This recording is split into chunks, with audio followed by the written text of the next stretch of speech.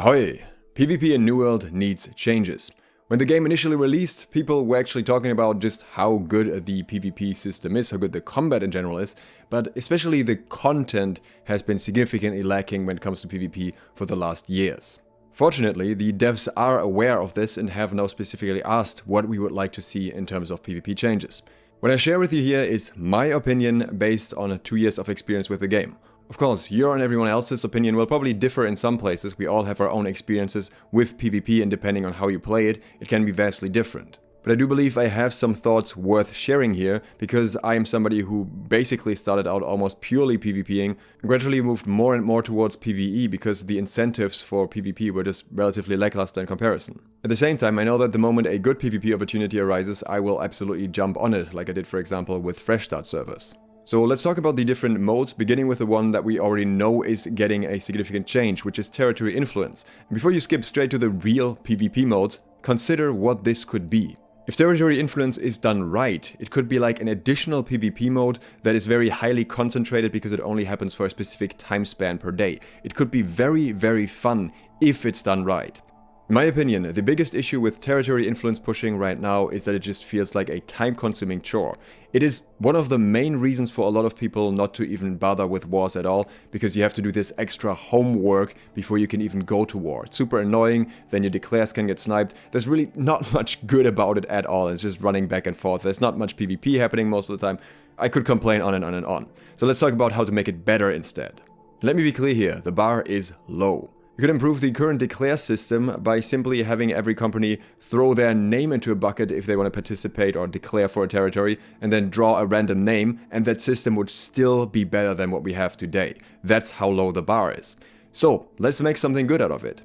We know that they've been considering things regarding timers, so you can only declare on specific territories at specific times, and I think that sets up a very interesting format.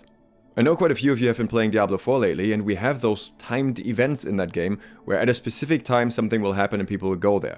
Though in this case you'll probably get even more of a heads up to know maybe a day before where things will happen. So you have this set window for potential declares, and all you need to do at that point is make PvP in that area at that time very fun and rewarding. The rewarding part is easy, simply amp up the rewards for any kills in that area during this specific declare period. So for example, give us more PvP XP Azoth Salt, more of the new open world PvP drops, of the ones that you can use for crafting, all that stuff. Just increase that for this time period if you kill someone in this specific area that the declare is happening. What's more difficult is the fun part. You need some form of objective that can be contested somehow, that people will fight around and actively PvP. Take out all these standard PvP missions that revolve around bringing things from A to B, which you can do on your own, where no team play is rewarded, where you can just hide away basically, just something that rewards passive play. That's not what we need. If walking around needs to be an aspect of it, then do something like capture the flag, for example, where other people have to guard the one person that is carrying the flag. The opposing factions will try to attack the group and take the flag away. Instead, or in combination with that, you could have a King of the Hill format, where you're not just standing on the flag and waiting, but rather you contest over the flag and either team needs to get a specific amount of points first. And then further you can have kills contribute to those points, just anything that encourages fighting as much as possible. I think the current fort capture mechanic where you just have to sit around forever is also extremely boring, though I don't really have the best solution to fix that one outside of the influence push timers. Ideally, PvP in the area during those influence push times should be so fun and give such good rewards that people will want to go there and look forward to it, even if they're not interested in participating in the war or declaring for it, just to go there for the rewards, similar to many of the PvE events that we already had in New World. If the owning company then doesn't show up for the defense, the declare should happen fairly quickly, because no one likes to sit around long if there isn't even any pushback. Also, generally more wars happening is a good thing for most of the population, so the attackers should have a very high chance to actually be able to get a declare off if they choose to push. In return, the time windows need to be reasonable so people don't end up having to spend more than 2 hours in these zones. There is the difficulty of timers making double declares more complicated, so I hope the devs find a good solution to that one. Our next piece of PvP content are wars. In my opinion, wars are a very fundamental core piece of the game that's held back by 2 separate aspects. On one hand, access to wars, and on the other hand, depth of wars. The access to wars problem will be solved in the future because we know that some form of casual wars are coming that you can queue for, so when that comes, you will be able to access wars. But at that point, wars should also be better than they are now. I think wars have so much potential in terms of strategy that could be applied, but currently, especially with it basically being holding 3 points and then rushing into a main gate, they are very, very simplistic. There's very little room for trying different things. When the game came out and people weren't level 60 yet, siege weaponry was actually extremely dangerous and had an impact on the fight. Nowadays they're basically a relic of the past and point fights are almost exclusively around who gets the better clump going. But I would like to see more than improvements to siege weaponry. I would like to see deeper layers of war improvements. We know what is possible. We know that in the very early stages of the game, people used to build their bases out in the open, and you would actually blow up the bases with explosive kegs and then invade the base after having broken the walls. I'm not suggesting a full return to that, but I'd like to maybe open your mind here a little bit. Consider what is actually possible with wars. Consider the very confined framework that wars currently are, where you fight over some points, run into each other, and then you break down some doors and that's it. What if this order wasn't set in stone? In the early days, we actually experimented a ton in wars and tried different things, stealth approaches and all that, but most of them felt very ineffective because it was just more effective to clump around a point, because you have to capture this point sooner or later. But for example, what would happen if the flags outside of the fort itself weren't just locks for the doors, but rather fortified the doors, and you were still able to break through doors with sufficient damage? But it wouldn't be easy. It would be a lot of health, a lot of tankiness. You'd need a lot of barrels to break them down, or a massive force pushing against a gate. But then that same force could also easily be countered by the stronger siege weaponry that would just drop bombs on the enemies if they clump up like that. But then at the same time, somebody is actually putting barrels on your back gate and blowing that up, so you need to pay attention to that now. And then somebody is still trying to capture the point at the same time, so the fortifications in that regard might still go down if you don't pay attention to that as well. And then you could have ladders to enter the fort, or there could be a destructible part of the wall of the fort that you could climb up if you're able to break it. There could also be siege weaponry that more directly influences this. You could have a battering ram, but you need 6 tanks to actually push that thing. You could have some other form of weaponry like a catapult that can hit more directly at targets on top of the walls. There are so many things in terms of medieval warfare that would fit brilliantly into New World. And splitting the attention on the map to more than a 3-point maximum really would also justify 50 players per team in a war much more. I'm not saying all of this needs to happen, but I'm saying if some of these pieces come together, it would make the war experience so much more epic and rewarding than it currently is. Many people already play New World exclusively for wars, but if the mode itself was improved and there was more access for players in general, I think this mode would have the potential to really blow the game as a whole up to a completely different level. That is especially true if they're able to pair it with a good influence push system, so that could be the more, not casual approach, but more simple approach, whereas the war is then a lot more tactical. The next mode is Outpost Rush. Now, Outpost Rush just got some changes, so I can't really talk about that stuff yet because I haven't been able to test it on PTR. And we know that they will be working on a new map very soon because the new arena map is now out. So it's a bit difficult to talk here because we don't know exactly what's coming. But one general thing that I would like to see for Outpost Rush is role select. Not necessarily that everyone has to have a specific role, but just having a decent balance of healers and maybe some bruisers per team so that things are a little bit evened out. If people fake their role, then I guess there should be an option to report them if they switch their weapon and pick healer anyways or something. But overall, I think it would help the mode. If the player count allows it, and there are multiple big servers and cross-world OPR functions properly, then obviously there is also potential for some matchmaking happening at a later point, but again, that depends a lot on the player count. Now generally, I have to be honest, I don't really like OPR much. I played OPR in the beginning when it came out and I thought it felt fairly unfinished and needed quite a few improvements, and those never really happened to the degree that I expected. I would personally prefer a pure PvP mode as a frequent casual PvP mode rather than the PvP PvE thing we have now, because really the game has enough PvE content in other places. I'd rather see something slightly smaller, maybe a 10v10, maybe with Capture the Flag, something like Warsong Gulch in WoW or something. Again, there are options here, ideally not the same thing as whatever the influence push will be, but that would be my preference over the current PvP PvE option that we have with OPR. This could actually end up killing off OPR, I suppose, and that's why I was initially against it, but the more I think about it, the more, yeah, I guess, then it kills off OPR and that's what it has to be. If the mode simply ends up being better, then obviously most players would prefer playing it. And if both modes are cross-world, then maybe there's room for both to coexist, because there's enough players for both, potentially. I have heard suggestions of simply removing backcapping from OPR to improve it, but at the end of the day, I think having multiple places that need to be navigated, multiple points of attention, is actually a good thing. Like I said, for example, with wars, I'd like to have more things happening at once, and there are ways in which you can prevent backcapping. They're just not the most engaging ways to play. But either way, I don't think that alone would be enough to make OPR good. When it comes to Arena, I have relatively limited notes. I think the new Arena is very cool and solves a lot of the problems of the old one, so I would prefer, honestly, if we only had the new Arena. I know they're switching up between them occasionally, but either way, I think Arena in itself as a combat concept is fine. I hope they make some small adjustments to the stairs, but that's just relatively minor stuff.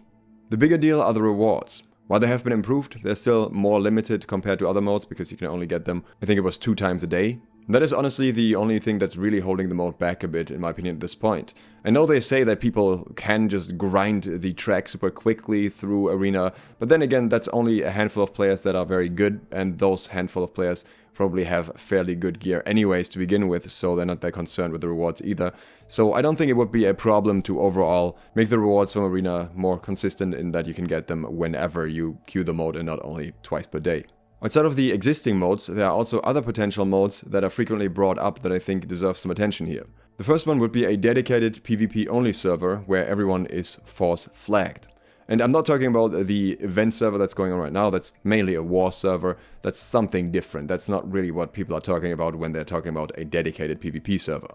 We get a bit of a taste of this when Fresh Start servers came out. For the first couple days, PvP was great on those servers. People were going ham no matter where you go.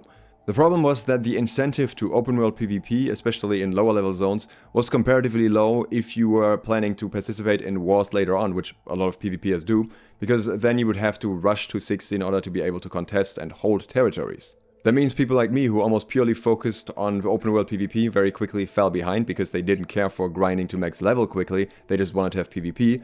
And you can see how they created an awkward split. You had the group that was purely focused on PvP, that were like mid-levels, and then you had the group that was more focused on wars and wanted PvP too, but that was more of a side thing for them. They were at higher levels, and both groups wouldn't really PvP each other because of being in different zones and being different levels.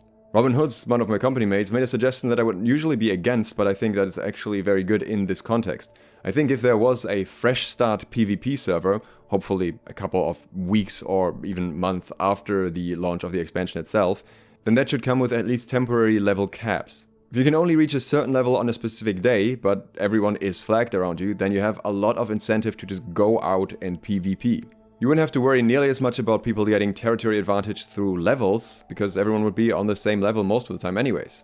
This would also create massive player concentration in the areas appropriate for the current max level, so if everyone can get to 40, you would have a ton of people sitting in areas like Weaver's Fen, for example, or Great Cleave, so this could be really, really fun.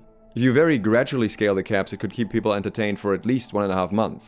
Or better yet, you could entirely hard cap the level to something lower where you can't even get to best in slot gear, which would be very interesting to see different forms of combat that would evolve at those levels. And if those servers happen to die down, then they should absolutely keep the option open this time to just merge them into legacy servers. Another very frequently repeated suggestion is a dedicated PvP zone or just more open world PvP incentives. When it comes to the dedicated PvP zone, I think that's kinda meh at best. It is temporary fun for sure, but overall it would feel like a very short content edition unless it's done very, very well, since it'll likely just get gated by the top companies, unless you do this as a free-for-all PvP zone, where it's not just faction against faction, but everyone against everyone, because then within those companies people would still end up fighting.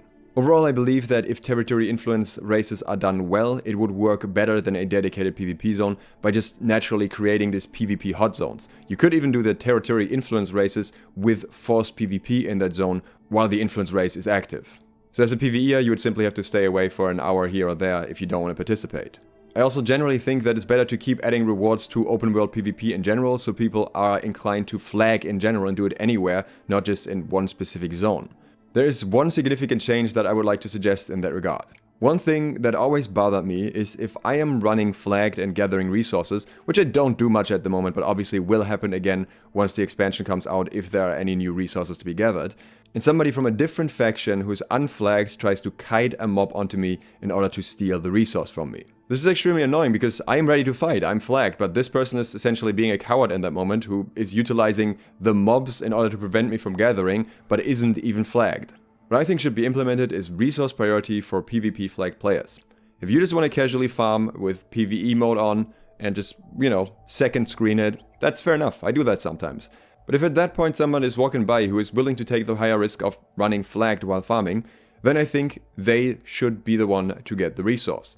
Basically, if a PvE player is already gathering a resource and a PvP flag player interacts with it, it would override the progress of the PvE player and lock them out from gathering the resource for maybe 15 seconds. This will of course be a little bit frustrating for the PvE player. They would then have to choose another territory to farm, or they would have to flag up and fight back. Again, more open world PvP.